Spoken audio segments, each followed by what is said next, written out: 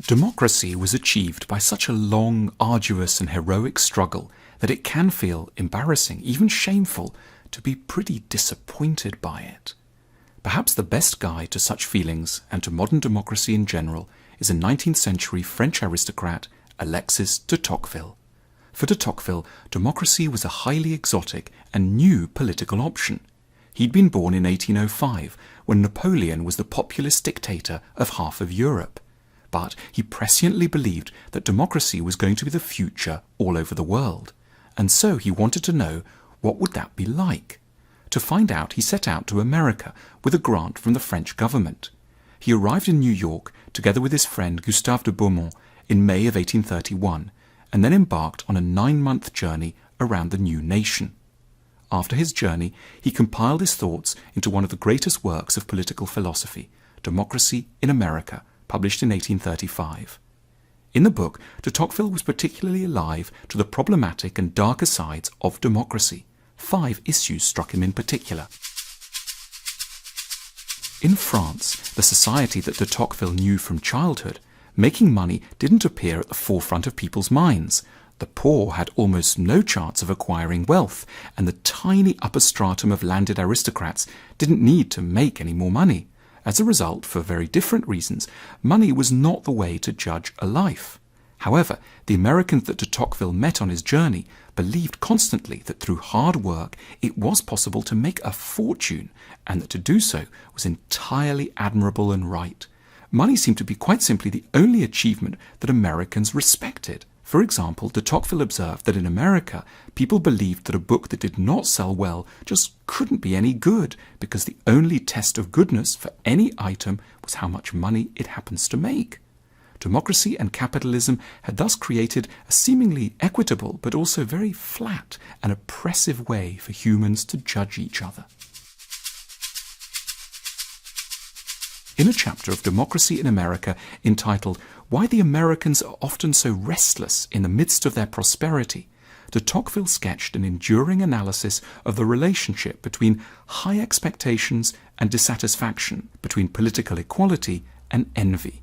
He wrote, "When all the prerogatives of birth and fortune have been abolished, when every profession is open to everyone, an ambitious man may think it is easy to launch himself on a great career and feel that he has been called to no common destiny. But this is a delusion which experience quickly corrects.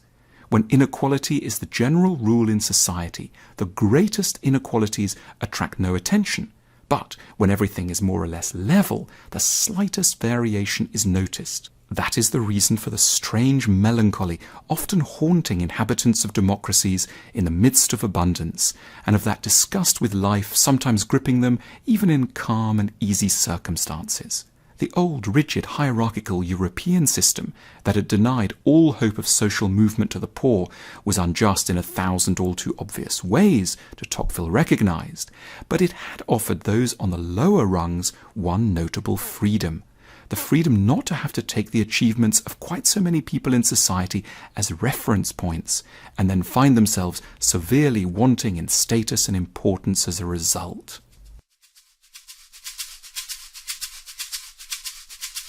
Typically, we think of democracy as being the opposite of tyranny, but de Tocqueville noticed that democracy could easily create its own specialized type of tyranny, that of the majority. Democratic culture, he thought, often ends up demonizing any assertion of difference, and especially cultural superiority, even though such attitudes might be connected with real merit. In a tyranny of the majority, a society has an aggressive leveling instinct. It's regarded as a civic virtue to take on anyone who seems to be getting above themselves, and to cut them viciously down to size.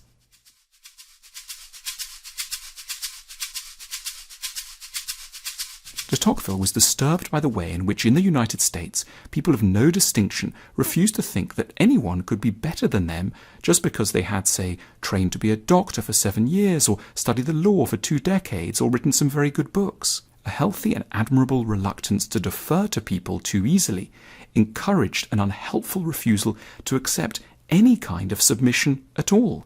And yet, as de Tocqueville saw it, it simply must be the case that some people in society are wiser, more intelligent, kinder, or more mature than others, and therefore should be listened to with special attention.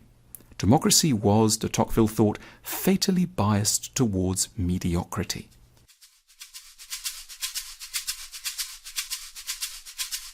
You'd suppose that democracy would encourage citizens to have an open mind. However, de Tocqueville came to the opposite conclusion, that one could find few places with less independence of mind and true freedom of discussion than in America. Trusting that their system was fair and just, Americans simply gave up on critical thinking and put their faith in newspapers and so-called common sense instead. Furthermore, as this was a commercial society, Americans were very conscious of not wanting to step too far out of line with their neighbours, who might also be customers. It was better to trot out clichés than to try to be original, and never more so than when there was something to sell. Although de Tocqueville says a lot of really quite grim things about democracy and America, de Tocqueville wasn't anti-democratic or anti-American. He was just trying to show why living in a democracy could in some key ways be really quite annoying and frustrating. He is teaching us the Stoic lesson that certain pains just need to be expected. Don't be too surprised or shocked. Don't come along with the wrong expectations. Politics in a democracy is going to be pretty awful in some major ways. It's not that we're doing anything specifically wrong, it's just the price you pay and should be willing to pay when you give ultimate authority to everyone.